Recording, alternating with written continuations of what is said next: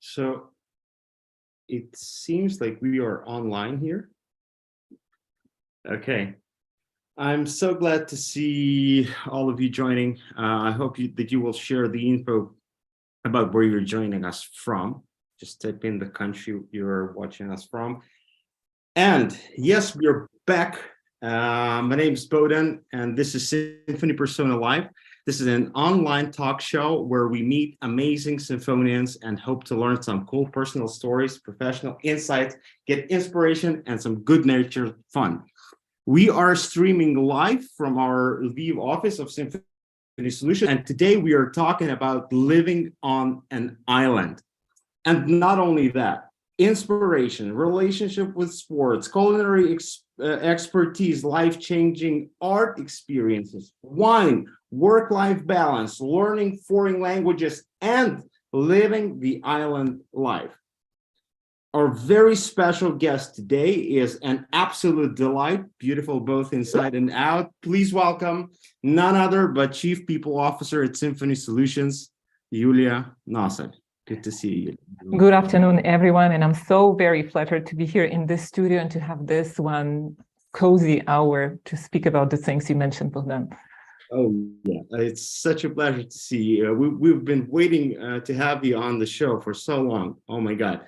By the way, I've asked ChatGPT how would he or she or it introduce you to the audience. This is what I got.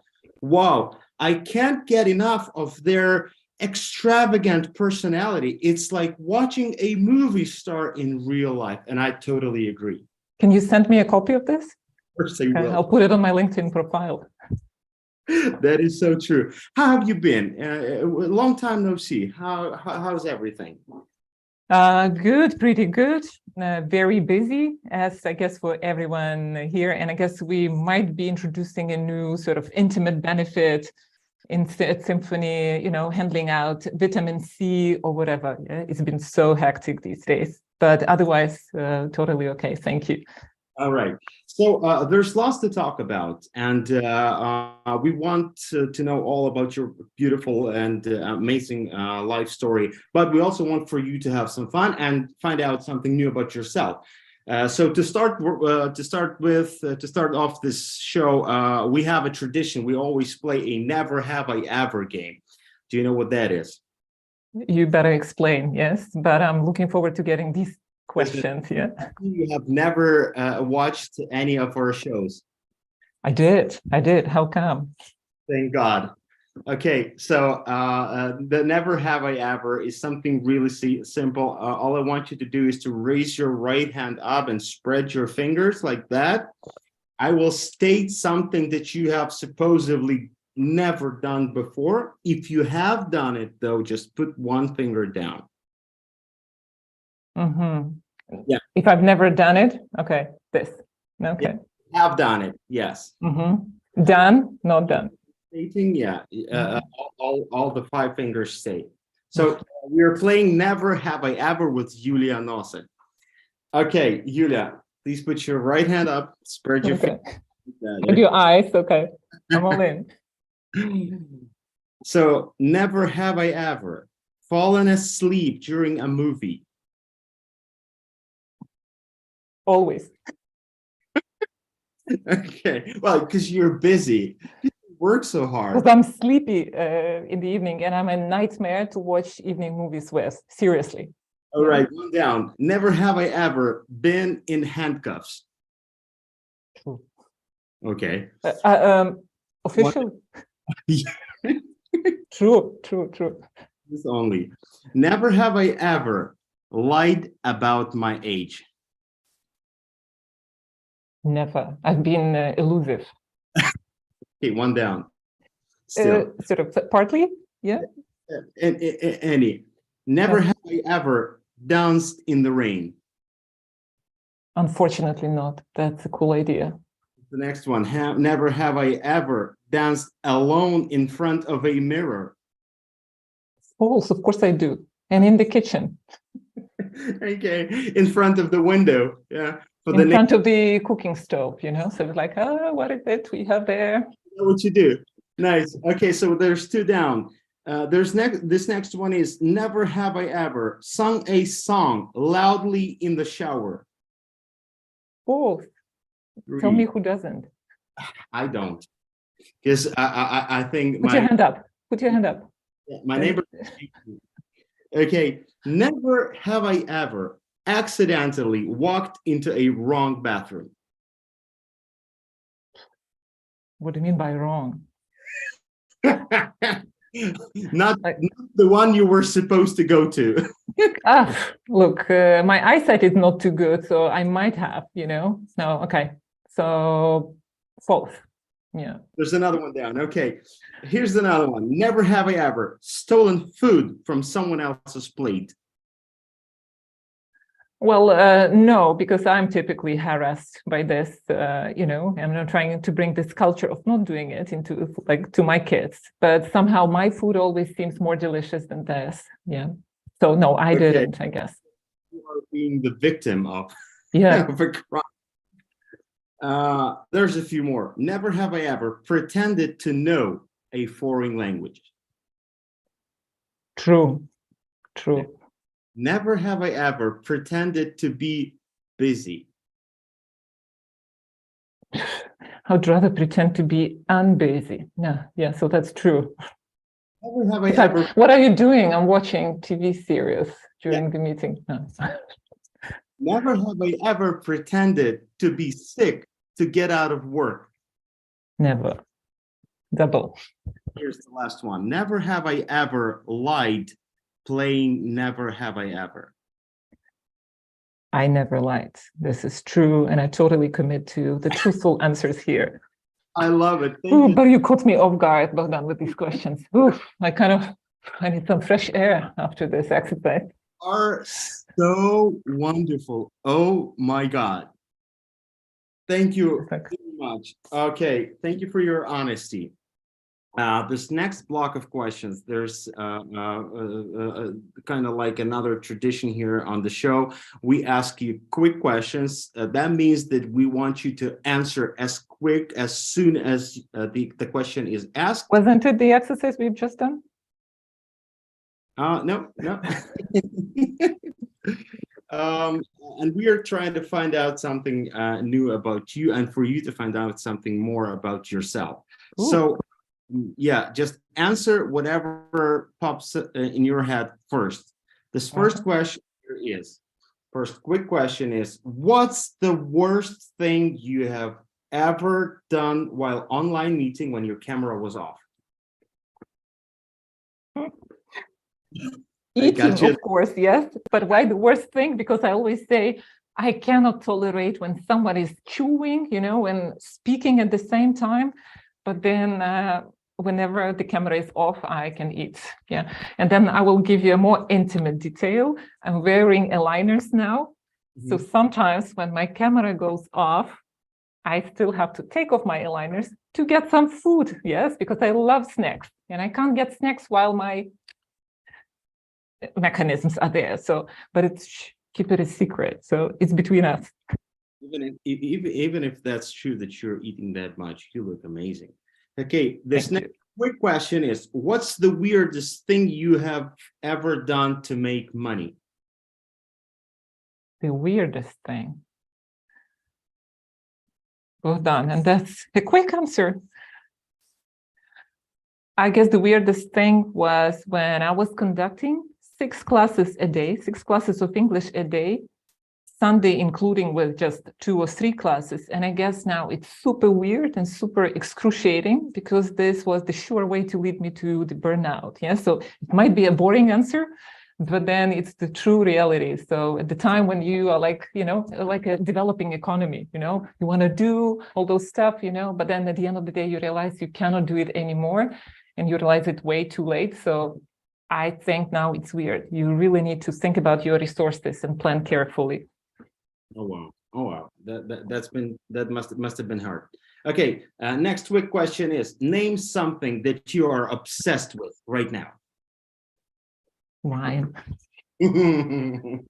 I was expecting this answer. Yes. Yeah, but I take it easy. Yeah, so it's not like obsession, dependency. No, but it's like it's the moment to look forward to. like couple times a week. Yeah. Here's one of my favorites. If you had an unlimited supply of one thing, what would that be? Material or immaterial? Doesn't matter. It's up to you. Good health for everyone. Yeah, works for me. Thank you. Yes, thank you, Bogdan. But you should have given me, a teaser on the questions. I could have prepared, Yeah, but that was good. That's a good answer. And the last one here is quick question. What do you want for your birthday? Victory for Ukraine. I'm no original here. Yeah, so that's the only wish. Love it. Love it. Thank you so much. Okay, we're moving on, and we're approaching this next of big questions. Okay, so and the first one here is quite serious, but still, we really want to know who or what has been your biggest inspiration in life? Well, I guess you break it down into like separate levels. Yeah. So it's like asking, like, who do you love more, father or mother? So same with inspiration. I'm inspired by a multitude of things. And primarily, I would single out personal relationships.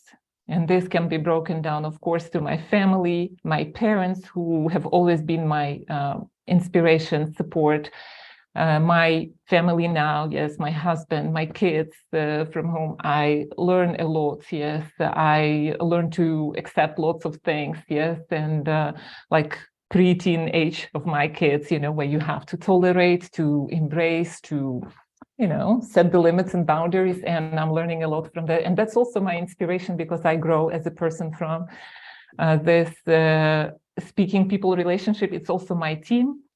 At work, my teams actually, yes, and going to work, working with these people is like a holiday all the time, yes. So you'll be supported, you'll be given feedback at the end of the day, yes, but then it's always done in a matter of respect, yes, and understanding, and I love it.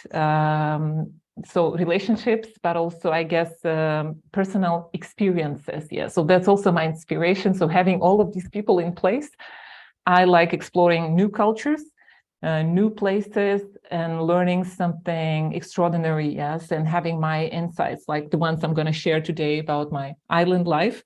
No matter how fancy it sounds, yes, but there are quite some interesting insights in there. So that's relationships, that's people, and also I'm inspired when the things have, like the sense of purpose. Yeah. So when I'm doing something, I know why would I do it? Yes. What good it would bring to the world around, to the people around. Yes. And also growth. Yes. My own and of the people around. So this will also inspire me and motivate for better things. Wow. That was another lecture. Jeez. But it was supposed to be a long question and long answer. Yes. I love it so much. Or is it still like this one? Yeah. You're good here. We still have another around 40 minutes or so. How old are the kids? 9 and 10. So Daniela is older. She's 10 years old, but she's so much becoming, this preteen lady, with the emotional ups and downs and stuff. And I'm like, okay, we got to learn how to accept it. So I'm learning a lot from our family psychologists and stuff. Yes. And Danilo, our little engineer, 9 years old. Yeah. Still, in that comfortable age where he would be more stable emotionally. So what kind of engineer is he going to become? Engineering mindset, I guess, Lego constructor, or I don't know, who knows, like programmer, developer, don't know. Yeah, but it's definitely about mass calculating things, getting to the gist of things, details, not seeing sometimes the bigger picture.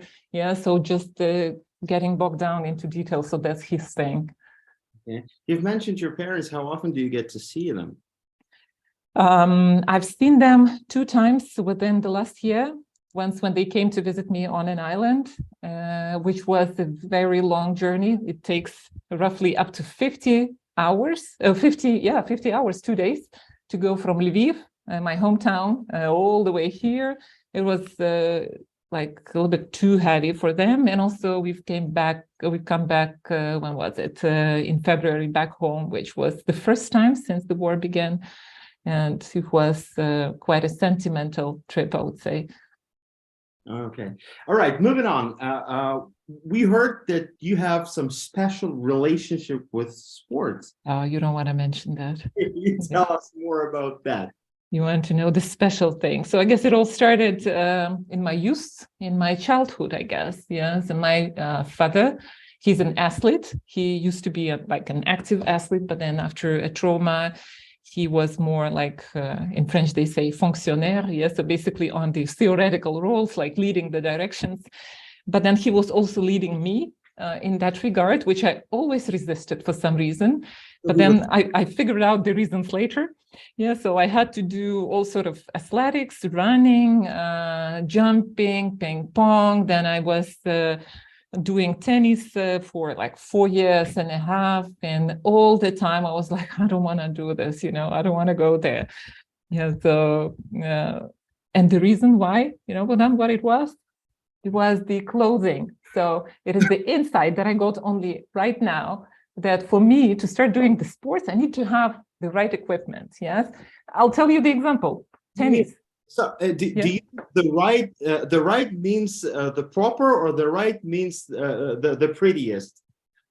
Both, of course. I'm a lady. Yeah, so you would have to have like comfortable things. I don't need like branded stuff, but it has to be a nice fitting, and stuff. Yeah, and I'll give you 2 examples. One was tennis classes. So my parents bought me back like in the days when I was 8 or something. So I was doing these tennis classes and they bought me this suit, which was made of cotton, like 100% cotton.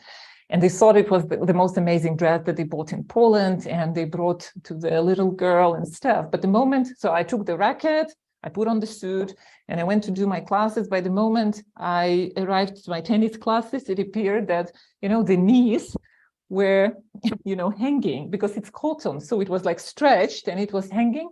And I hated it. Kind of sticking out, right? Yep. Not sticking out. It was like, so they got stretched to the point where I was like intimidated to the extent I couldn't play tennis. Yes. Then we got it fixed. But then, yeah. Because of that, you wouldn't play tennis? I would play because I was supposed to, but then I hated the look of it. Yeah. So I don't know whether it had to deal with the complex, but then I guess at the age of 8, I didn't have complexes yet, whatever. Yes, but then I hated the suit. Then the actual rocket followed, this Unist, this wooden rocket. I mean, who could ever play tennis with this one? So I was playing for half a year until I got my super sleek and nice and bright, don't remember which brand, but it was like super cool rocket. And this is when finally, after 3 years of struggling with the suit or a rocket and stuff, then the final year, I started to enjoy playing tennis because I was like all equipped for the matter. Yeah, so it's a strange girly thing, but that's how it worked with me. How is the relationship with your father now? It's all okay. Yeah, so he's still matured enough since then. Yeah, so but he's still saying, yeah. So clothes matter to you a lot. Yeah, so go get yourself something. And this was actually the motivation for me to start running last year, after I bought 2 pairs of shorts and running shoes, So, this feeling when you put things on yourself and you think, wow, that looks good on you. And you kind of have to go running because otherwise you wouldn't just take it off and go back to the kitchen, whatever. Yeah. I need to walk myself wearing this, right? Exactly. And you start walking and then, okay, I will jog. And then you start running. So I reached the point when I was doing up to 5 kilometers every time, and it's only due to my new running shoes, amazing. Okay, I hope your neighbors love it. I mean, I'm sure they do. Okay, this next big question is, it says you never cooked a meal in your life. Like, how did you even survive then? And what's the story behind that? At my tender age of 28, when I first met my husband, I couldn't cook a single meal, like a single. I could do a tea or coffee, maybe scrambled eggs. And that was it. Yeah, because I lived with my parents. I worked a lot. I didn't care about kitchen at all, and I was not motivated. Then the kids were born. Okay, I learned to, boil hrečka, buckwheat, when I got married. So that was a big breakthrough. But then when the kids were born, so we've got our relative who was cooking for me like 2 times a week. And then my mom was cooking the rest of the times per week. So I never had to do it until I landed up in the last year, yes, where I was left all on my own with kids. And finally, with the multi-cook device, this kind of thing that cooks everything for you, but you still have to peel stuff, and kind of all the boring stuff there. So I had to learn to enjoy it, yes. And this is what I did. So I learned to cook earlier, but I didn't enjoy it. But it was only last year that I kind of fell in love with it. Really, really. Yeah, because there's a pretty big gap between getting to know how to cook and getting to enjoy cooking, right? I thought you would find a gap between 28 years and my current age. Oof. I'm not talking age now. Wow. So you do enjoy cooking now, right? I do, but I've learned some secrets which I also want to share. And this is coming, I guess, from French women who are my constant inspiration here. It's like, they would come to my place and say, "Mais Julie, c'est facile, it's easy," and it's like, what is easy? Like cooking is easy, I have to think, I have to find the ingredients, and they know, and they take, this ready sort of, they call it pâte, which is dough, yes. They put eggs, they put some meat, etc. And they have this quiche Lorraine, which is out of this world, yes, and it's so easy, so they are constant inspiration. But then another secret is not only inspiration from French women and men, they also cook good products, but also a glass of wine. So it's a tradition in France. Whenever the lady is cooking, they have this sort of apéro, meaning they take this aperitif and they 50 milliliters of wine, and then you get the best dinner ever. Yeah. It's a part of the process. It is. I mean, I cannot imagine a person cooking a proper dinner now without this bit of inspiration. Yeah, but then to our guests here, it shouldn't sound like I'm addicted to wine. No. So it's more of a joke here, but then it's a secret. Okay, speaking of food, you mentioned you like learning different cultures, and obviously you live in a different country than your native one, and you've probably tasted different food all around the world. Which is your favorite dish ever? My home-cooked meals, believe it or not. And the borscht or le borscht, yes, which is the world heritage, yes, as of recently, I think I've excelled in it, yes. But speaking extraordinary food, I kind of come to like the oysters here in France, but then they would only taste with a nice glass of champagne. So I wouldn't eat oysters like, morning, evening, whatever. Yes, it's like for special occasions, and I really developed a good taste for that. But really, I like home-cooked meals, and I have no preference. So everything that I cook, I kind of like it until I screw it. Yeah, so it also happens. Yeah. Oysters are fancy. Okay. It's super fancy, yeah. See, someone said it's all connected. So there's here's Mona commenting on our show on the online stream, and my next question is about Mona. So we heard that you were once impressed by Mona. Which Mona was that? Was it Mona Lisa? If so, what is it about that painting that fascinates you so much? And have you ever actually had a chance to see it in person? I have to make some corrections as of recently. I've been to our Mona's webinar. So now I'm impressed twice. Yeah, so it brings back the memories. So Mona, hello from me here. And indeed, there was the aha moment in my relationship with art. I've been in Paris, what was it, like 2006? That was the first time I came to Paris. I could speak French back then. And I've studied it at the university. And then, this feeling when you come to the airport and then you come to the downtown and you see the Eiffel Tower for the first time. It was like, yeah, but it's like in the books, but it's different. Yeah, it's like you see it. So back then it was like, wow, this feeling. And then obviously getting to the Louvre. queuing for half a day, and then seeing this, teensy tiny Mona Lisa, which is not big at all. And I was like, yeah, I have to do it. Like it was a tick, in my journey. But the moment I was standing there, you would literally have like 5 to 10 seconds before you were pushed, by the people. It was an amazing feeling, and I owe my love to art, I guess, to this moment when I kind of felt she was gazing me, she was staring, no, not staring, but she was scrutinizing me closely. And it was such a weird feeling because as you are moving, she keeps watching you at all angles. And this brought the memories from what we were learning at the university and early at school, So this is one of the peculiarities of the picture. And this was when, my mom texted me back then, so we could use the text messages there. And she was like, "What are you doing?" And I said, like, "I'm standing here watching Mona Lisa." So I was texting afterwards. And she was giggling because she knew, me and art, that would be sort of oxymoron, yes?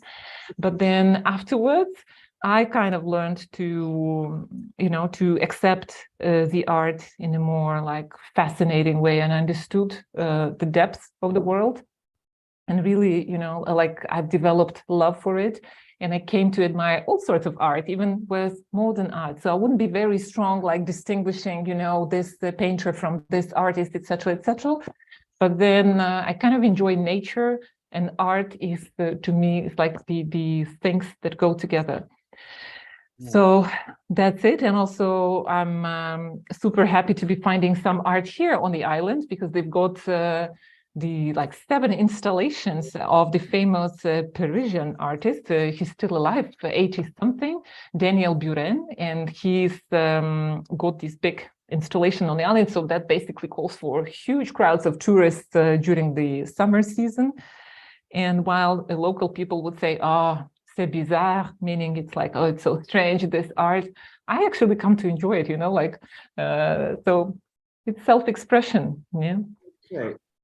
Thank you very much for sharing this. Well, obviously, there's a lot of art in your life for now, but there's more wine.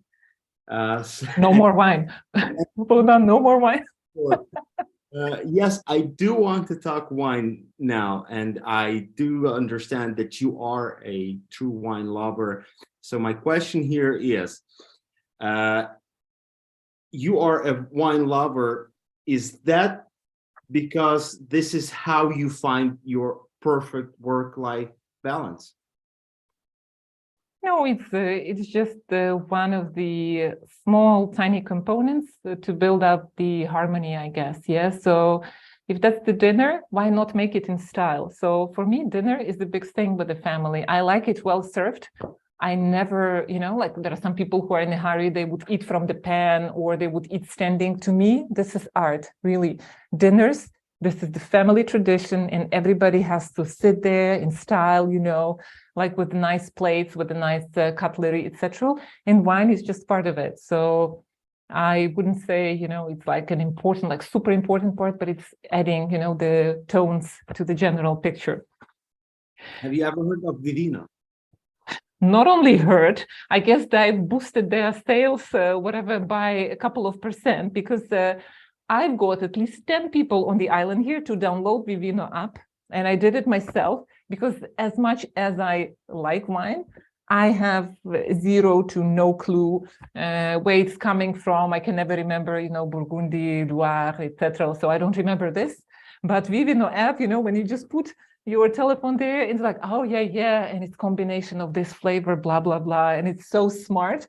So the people on the island, they downloaded it and said like, wow. And I said, yeah, this is our company developing this app. So I was like super proud, having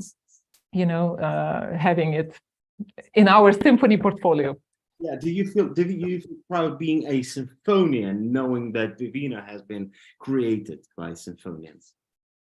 I wouldn't phrase it that way. I would say I am a very proud symphonian for the reasons we have fantastic people in place.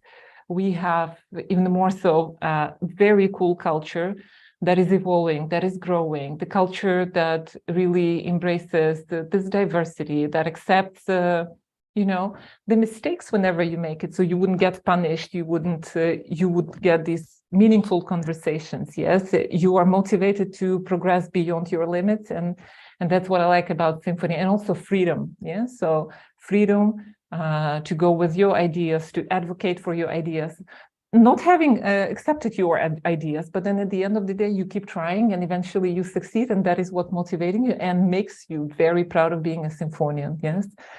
So, yeah. Totally. Well, I'm going to have to use this moment and make an announcement here. I hope that you all heard that next week on April 5th, we have an online event with the ex-CTO of Vivino. So please save the date for April 5th. And we are moving on, okay? This next big question. You speak multiple languages, which is very impressive for certain. How did that happen to you? And if you could magically learn any new language in the world overnight, which one would that be? Okay, that's a cool one. Yeah, so to the first part of the question, like speaking 5 languages is a little bit of the exaggeration, meaning I can get by. Yes, I can play, I can with the language, you know, I can combine. But the languages which I feel very comfortable with would be Ukrainian, English, of course. Yes, I would prefer to forget Russian and to exchange it for some other language for the obvious reasons. I am very good at understanding Polish, and I was just telling our Polish team today that I can crack jokes in Polish, but then I kind of have this barrier of speaking, which disappears miraculously after 1 week in Poland, and obviously French. So again, with French, that's a hard relationship, yeah, but then I'm progressing beyond my imaginary limits, and I like it, yes. With regards to the second part of the question, I think Italian and Spanish would come easy after French. Yeah, so I would reserve it for a longer process, but then overnight I would go for Chinese. Oh yeah. I would go for Chinese. Really, I'm lacking this in my portfolio, or some Germanic languages. Trust me, I'm so bad like with Germanic languages. So this would be my struggle and my wish to learn overnight. Okay, I would leave the Germanic languages for you, and if that would be my option, I would rather go with Chinese. Okay, thank you very much. I'm so proud that I'm talking to you right at this moment. Likewise. Wow. Okay. Living on an island sounds like a dream come true for many people. We are dying to know more about all the details of it. How did you get there? Why? When do we get to visit? But before you head out with your answer, I'm excited to announce that Yulia is happy to answer all of your questions, guys, as well. And whoever asks the most interesting or tricky one gets what? Gets a bottle of wine all the way from France. Okay, ooh la la, this is cool. Yes, right now, please go ahead and type in your questions to Yulia Nosal, the Symphony Persona, live on YouTube today, and win a bottle of French wine. So, Yulia, now this is why we're here. We want to know more about living on an island.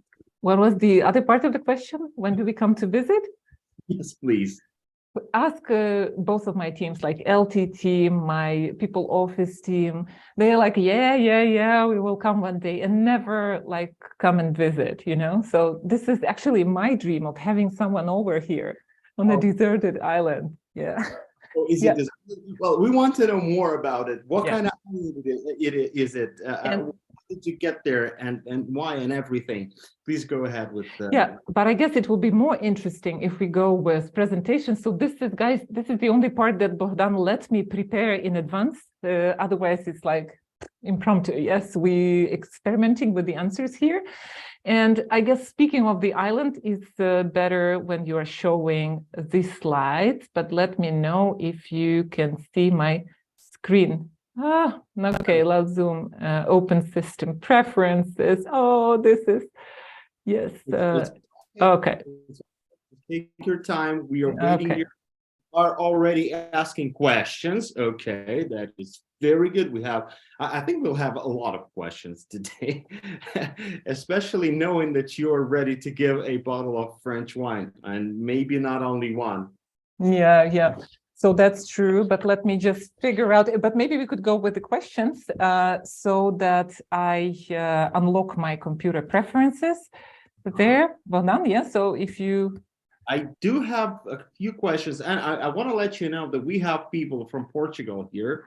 I think you know who that is. We have someone from Amsterdam, and that is probably someone you know very well. We have people from Lviv, Ukraine. We have someone from Nigeria. Good to see you. Good to know that you're here, guys. All right. Someone says, beauty, Yulia. I do agree with that. Yes, we do see the presentations. We will get to the questions in a little while. So now you're most welcome to share what you've prepared. Well, first of all, thank you for your questions, guys. Keep asking. I'm in the mood to answer even the trickiest questions. Yeah, but I'm so super happy I can share a bit of the island life with you. So what was it like, Bogdan? You were asking me about the last year. So what was it in terms of the highlights, and I wanted to start with this joke. Yes, when psychologist is asking, please highlight the events which affected your mental health this year, apparently last year. And it's kind of me, so I'm highlighting the highlights and things. It's been really a super challenging year mentally. In the first place, with all these relocations, with all this uncertainty, with all this hope for a quick victory and coming back home, like seeking security, not knowing what to do next. So basically, I will not repeat the things that most of the Ukrainians would know, all of the Ukrainians would know. But then I was lucky enough to have super supportive people along my way, no matter where I went and what I did. It was it's a big thank you to all who were engaged into making and creating this comfortable space for me and my family. Yep. As the big highlights of the last year, it's like super boring, yes, but then I will explain what I mean by this. The other pictures will be more fun. What I understood last year, and it's like my biggest insights that I want to share here, is that there is no work-life balance. Yes, because it's like balance, you find it equal and then you kind of balance and keep this balance. No, it doesn't work like this. What I learned, it's about work-life harmony instead. So when you harmonize the two things in a way that your priorities, you do it with passion, yes, both things, work and life, and you kind of try to integrate them. So this is about this harmony that you have to learn to find, yes? So you may close your computer, take a break, but then you come back to work, and this is what is important, that you are present, no matter what you do, whether at work, you keep focused, you keep being present, or in your personal life, in the evening when the family gets together, it's important that you are present with them. So that's my biggest insight, and I'm learning to do it, but I think I've done a pretty good job there. Another insight, so people keep saying, push yourself outside of the comfort zone, life begins at the end of your comfort zone, and all these, nice, cool phrases. My biggest reverse insight here is show me this comfort zone. I want to get there eventually. Yeah. I mean, who would want to leave the comfort zone at this point of time? And comfort zone is about arranging things in the way that you are efficient. Comfort zone is about finding this work-life harmony in the end. Yes. So, but also comfort zone is having a bit of a stretch, challenging yourself, but then why would you want to leave the comfort zone? Yes, I know it might be pretty unpopular, but then it's my personal, super subjective insight. And another one, the third one that I've learned last year, that no matter how hard I planned, okay, so I landed up in Poland, okay, I will do this, and that. Okay, so I'm kind of used to long-term planning. It didn't work. Then I went to Belgium, yes, which was a fantastic location with super supportive people. But then I was planning schools, administrative stuff, doctors, because it's how you work, like you operate in a daily life. You have kids, you have lots of things around yourself to figure out. And I was trying to do this and that, and it then crashed again. And then we ended up in France. So what I learned, midterm planning at most, because the world is so versatile. It's so VUCA, yes, it's you got to be agile and accept, okay, it's another country, okay, we're going to follow the process, yes, so administrative otherwise. So this is what I wanted to share with you, work-life harmony, yes, and find your comfort zone eventually. As for the island itself, like I've mentioned in my story before, so there were 4 countries where we were with my family. Yes, so that was Ukraine, briefly in Poland, for a longer period of time, like 3 months in Belgium. And then eventually we ended up in France, and it will be soon a year when we are here. And I want to share some insights here. So when speaking of geography, Bogdan, I want to ask you, do you know where exactly Paris is, so that you know where I am? Yeah, I You see, it's here, yeah, you would see. So basically, I'm not there, yeah, so that you know, I'm not in Paris, but it's all the way down to the city of Vannes, which is the port continental city. I mean, port meaning there are no big heavy ships coming, yes, but it's the city where I have my car, my precious car, it's parked there, and the rest of the journey I have to do by boat. So it's the city. Yes, and I go by boat. This is where I leave my car, and I have to go all the way to where this little heart is. So this is the island. Yep, and then it's the bird's eye view of the island. So it's really small. We have roughly 240 people living on an island permanently. Yep, there are 2 small villages, and I will tell you more about it. Yeah, so basically the assumptions of this island were like this, or maybe like this.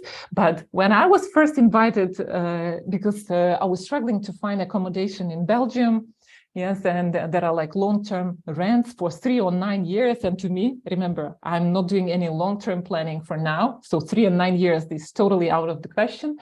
My friend suggested, well, you might want to come to France. And I said, yeah, Paris, cool, yeah.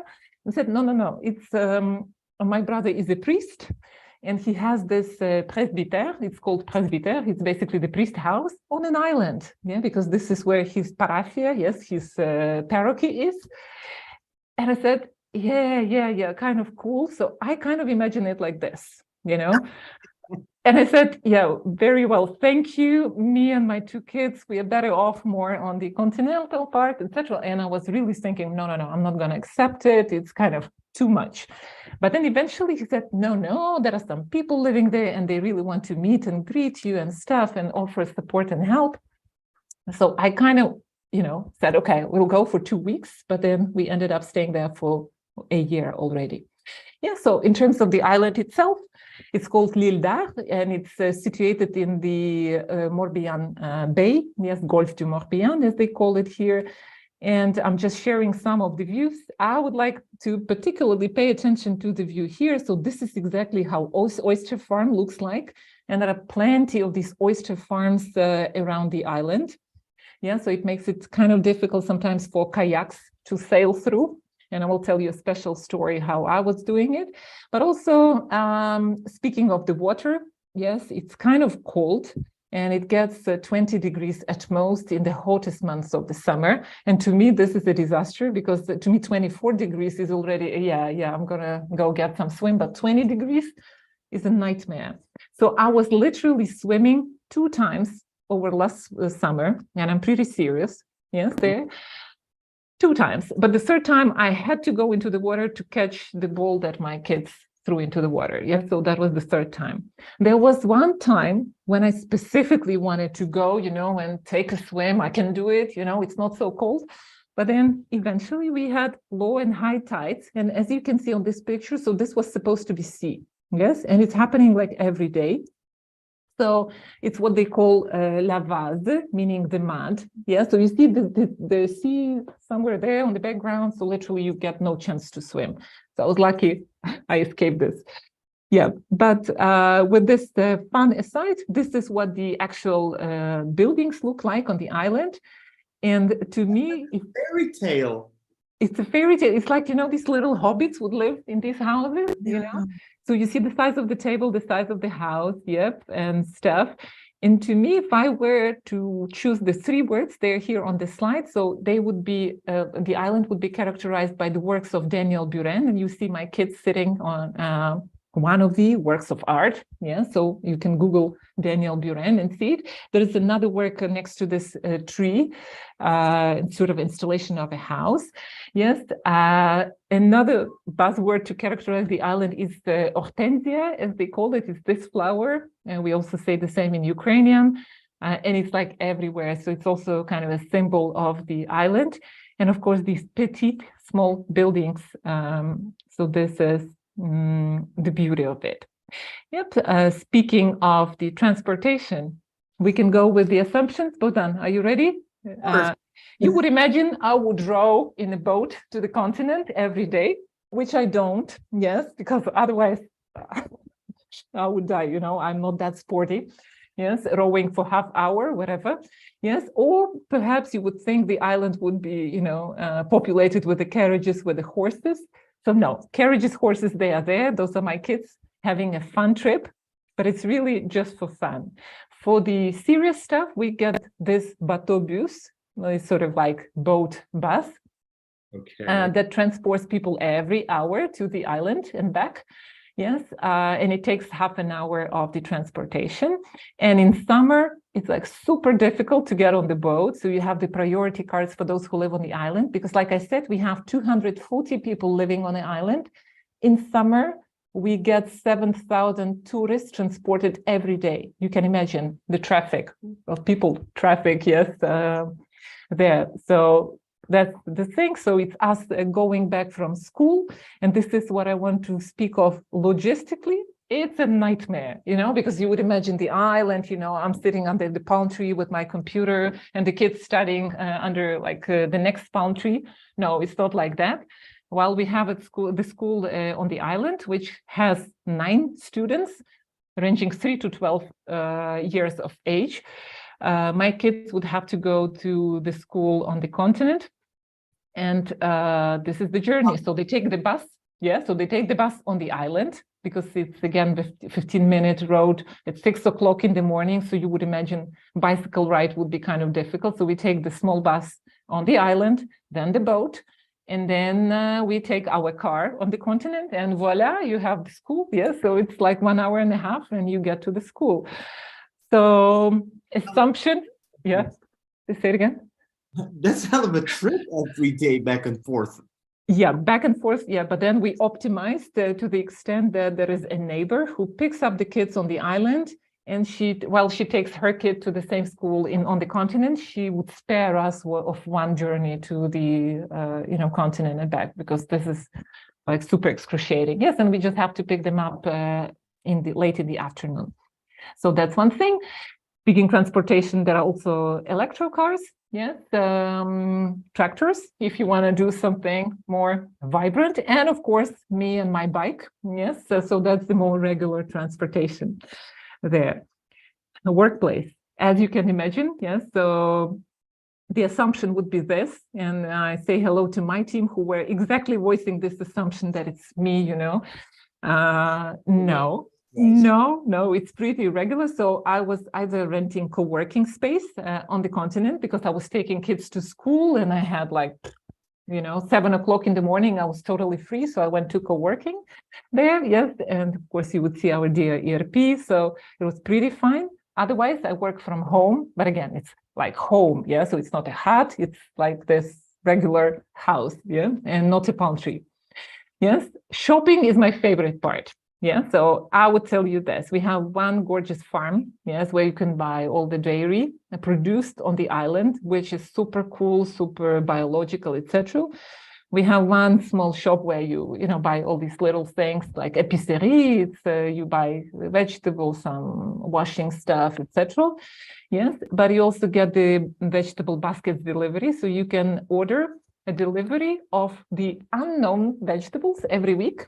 Yes, and this way you push yourself to cook, yeah, because otherwise you would lose the products, and you never know what's in the basket next week. So it's always as a surprise, coming as a surprise. I guess eggs would be stable, yeah, like every week we would get the eggs there.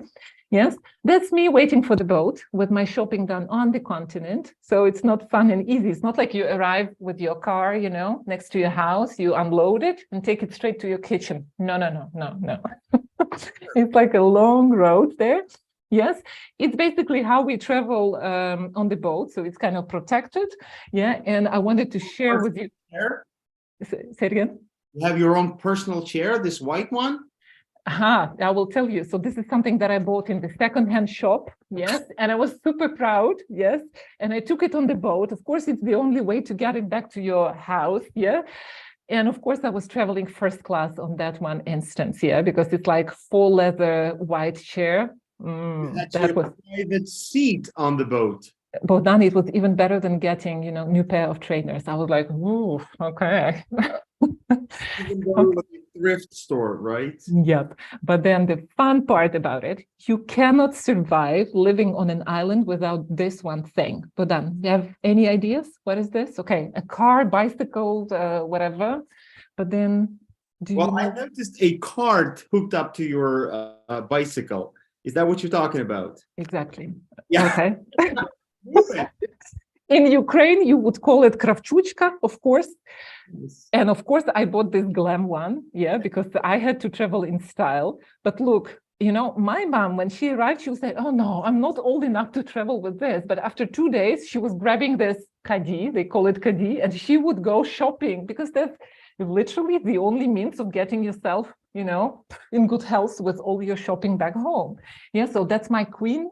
And I would never leave the house without it. Yeah, so don't ridicule it, don't make fun of it. It's a necessity. Yeah. I also wanted to just give you an overview of the animals. So those are our farm animals. Yes, with the little cow there.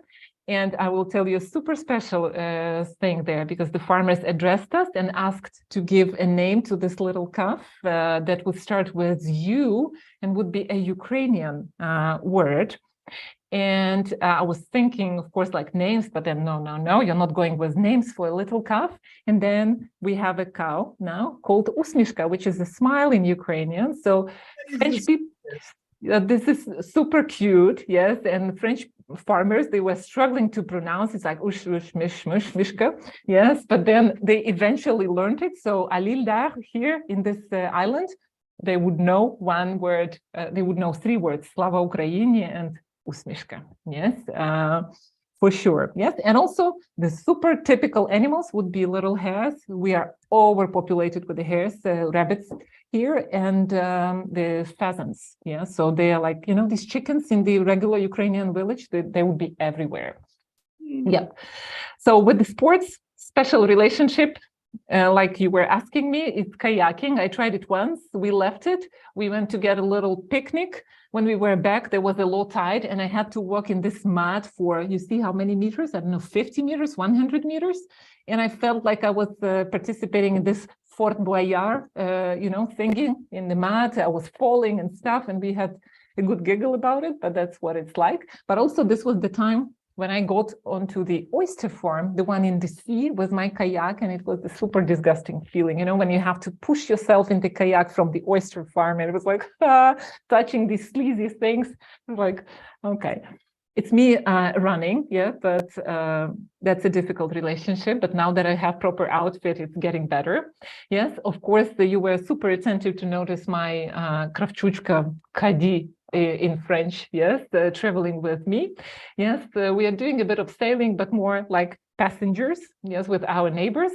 What I like about French schools is that they arrange green weeks for their kids, meaning they would go to the mountains or they would go sailing with the kids. So this is exactly where my kids went. That was a week-long training to learn to sail individually, like in a team of 4 with no instructor on board. So that was super cool. And also this one, Bonan, I should tell you, this is what they call fishing. And this is, if you ask me what was the most unusual present that I received on my birthday, I would name this. So this is a basket for, what do you think? For champagne. For champagne. Yeah, well done. Yeah, in my case, yes. Is But it then, yeah, but this is for the seafood, and hence you have this knife. When there is a low tide, you have this. You see this vase, yeah. So you go there and you kind of pick up with this knife all these. I don't know how to say this. They say moule, all this seafood, whatever. Yeah. So basically, that's my gift. Yes, obviously, I'm going to take it back home with me, but I guess to keep it for the place when you have to have a bag to keep the bags. Yeah, so this will be my bag for the bags. Yeah, very quickly onto my improvements with borscht. Yes, the beetroot soup, olivier, but you are not good to mention that this is called olivier in France because they would be surprised. Would you imagine salad Yulia in Ukraine? Of course not. Yes. So that's the thing. I went so far as to produce Napoleon cake, and I call it Ukrainian cuisine because yeah, that's what I learned in Ukraine. Yes, and pampushki, of course, with my true friend there. Yep, and my super fancy dish, it's asparagus with meat, but that was, I went beyond my limits there. Of course, the cuisine du monde, as they call it, like world cuisine. I don't know which cuisine it belongs to, but definitely it's my creation. And on the last picture, you see the wonderful quiche Lorraine that I produce. It's the banana cake and the like. And as I'm watching this, I now remember about dinner. Yeah, so we are finishing here. What I wanted to share also with our participants, my aha moments, is the way they serve food in France. It's the apéro at first, so basically the aperitif, yes, nuts, snacks, some dip, for the chips, whatever. Then the main dish, and only after the main dish you get to eat cheese and baguette. And to me, this was like, in Ukraine, you do, like meat platter, cheese platter in the beginning. Yeah, no. Like, yes, we need to educate you there. Okay. But then, so I want to show you the apéro that we took when kayaking. And this is what I like about French women, she kind of goes to take some sports, so it's about kayaking. And then at the end of the journey, she would take, this bag out of her kayak full of this wonderful stuff. And I love it. Yes. Also, I wanted to show you tortillon, as they call it. So it's not only croissants or pain au chocolat. It's like this bun with chocolate, but also tortillon would be my super big recommendation for all those going to France. And, like eating it in the morning when you get the kids to school at 7 o'clock and you still have time, getting the fresh bun, some coffee. It's like Zen, it's harmony. Yep. Also oysters, yes, des huîtres, as they call it. And by the way, this is Christmas dinner, Bogdan, so that you can imagine, yes? It's not vareniki, it's not all this stuff, it's des huîtres, yes? And also wine, as I was explaining, but just my advice to go for the wine that has super elegant etiquette. Yes, so basically there are no like fancy pictures, nothing, so very plain and simple. And also I'm checking that it's the mise en bouteille au château, meaning it was bottled in the castle. Yes, so that's my check for the good wine. Yes. Very quickly, yes. So we are also acting as ambassadors. Of course, speaking with people. We were delivering a lecture with the local professor, and we had people coming. So we were speaking Ukraine, nationality, culture, etc. So it was very cool. And every city, every little town that I visited, it had a Ukrainian flag on the city council. That was amazing, really. I was like super, super proud. And it's the thing. But why I'm having this bottle here, you would wonder. It's my kids spreading this, spirit in the school. So I guess after our victory, we would have all of the school coming to Ukraine because they say, I would live in Ukraine. I love Ukraine. And my kids, keep telling the stories. And why this thermos? So my daughter even went so far as to say, look, these gorgeous thermos that show the temperature of water at the top, they are produced in Ukraine. Of course, they are not, yes. But then she goes as far as, just pumping up the expectations there. And finally, the insights. Yeah, so I wouldn't keep you long. The last slide. So Ireland is a logistical and transportation challenge. As you understand why. So basically, it's cool for your health, but not until you have to transport a bed or washing machine, or simply you're shopping, yeah, for the week, yeah.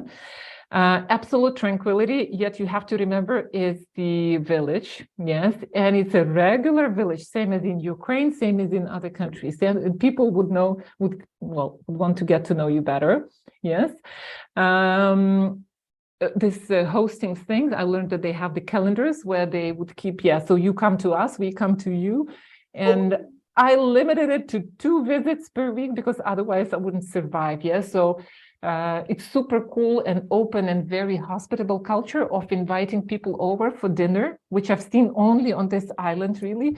But then it's like you have to, to cook back, if you know what I mean. So invite people back, which I do with pleasure, but then it's time consuming for me.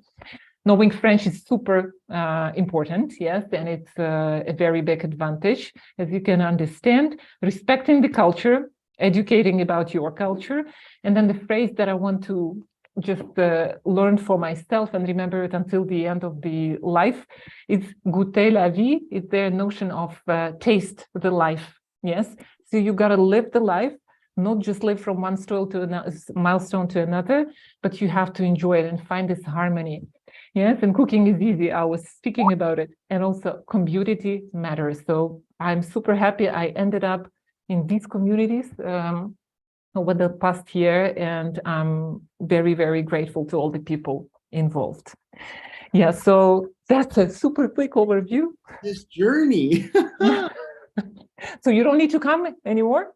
Yeah, the invitation is still actual, yes. So even more, and I think I'm not the only one who accepted the invitation. So let's quickly look through the comments right here on YouTube. Well, again, people are saying hi from all over the world. Ireland, Nigeria. They say it's interesting. What's a great cook with a dance? Shower songs are best. It makes you feel you know how to sing. Yes, right. Okay, just a quick reminder here. We are now about to win a bottle of wine from Yulia Nosal, a French wine, a beautiful wine. What's your favorite, by the way? Favorite? Mise en bouteille au château, the one that was bottled in the castle. Yeah, so any of these would be good. What sort of grapes would you prefer? Bogdan, don't ask me that. No, I'm not at this level. Yeah, so I don't want to set the expectations high. Yeah. What do we have for question? Mona says, right, sports clothes are really important. Yes, agree on that. Anya, thanks you for the tip. I think it was about having some wine while cooking. We're so many art lovers. Question for Yulia: how did she decide to live on this particular island? Well, I think we've heard the answer. Yeah. So that was the invitation coming from a friend, and I didn't quite decide until I tried it. Most funny case in your working life? The most funny case? The funniest case. That is a question from Kostya. Kostya, you know how to ask the question, but then I'm thinking the funniest case. Oof, you really catch me off guard. Yeah, the funniest case is when my team keeps sending me the GIFs, and they are not afraid to hurt my feelings, and they, keep giggling, and we giggle together at these GIFs. So I have a very good sense of, self-criticism. So I really like it when people make jokes, me including, because I know I can answer back. Yes. So, Kostya, it's hard to single out any, really. I will tell you. No, I know. Okay, Kostya, I will tell you in private then. Okay. However, that was a question from Kostya. She wrote something in French. I have no idea what that means. You can go and look it up after we're done with this show. So Olesa says she's now ready to visit. Okay. Olesa Proth, I know she is. Challenge. She always is. Challenge. Yes. Here's the question from Coyote. What would be your superpower if you were to save the world? A question from Nigeria.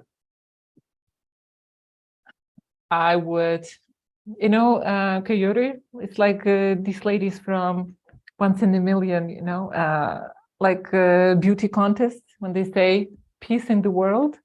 Yeah. So once I thought it was like such a cliche and boring thing, you know, it's about growth of people and stuff. But now, having lived through 2022, my superpower would be to instill peace in the world and smart leaders across the world who could negotiate together, work towards the better future of our planet, because we are in jeopardy, yes, because of some of the stupid people.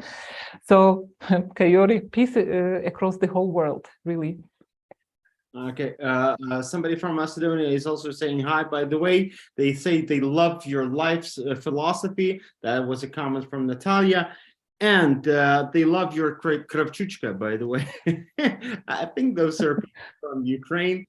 They thank you for sharing your story. They say it was amazing and a very interesting life that you are living now. Who gets the bottle of wine? Is it Kostya or is it Coyote or is it Mona? But I don't think that question could be considered a question. Coyote or Kostya? Why don't we make it fair and both of our gentlemen will get a bottle of very good French wine. But then I will get some sommelier to pick up a very special wine, yes, for that is so for the nice. guys. Oh. My pleasure, my pleasure. And thank you all who have been asking questions, who have been commenting and listening to a little bit of my personal experience. Last very traditional question on our show before we say goodbye to the audience. What advice would you give to your 18-year-old self? Live your life to the fullest and find this inner harmony within yourself. Thank you so much. Please live in that harmony. Thank you so much for sharing these beautiful stories, your personal story of life. We've enjoyed it. We've loved it. Put a thumb up to this video, of course. Thank you all for watching. And I do appreciate having you on our talk show. This is Symphony Persona Live, and we had Yulia Nosal, the Chief People Officer at Symphony Solutions. And as they say goodbye in French, they will say bisous, bisous, meaning hugs and kisses. Yes, so this is the phrase that I'm leaving you with. It's like hugs and kisses, bisous, bisous. And thank you all for attending. In Ukraine, we say bisous, bisous de domo. Okay. Yeah, okay. Cheers. Thank you for watching. Thank you, Yulia. We'll see you next time. Don't forget to attend this event with the Vivino ex-CTO on April 5th. We'll see you in a very little bit. Bye-bye. Thanks. Bye-bye.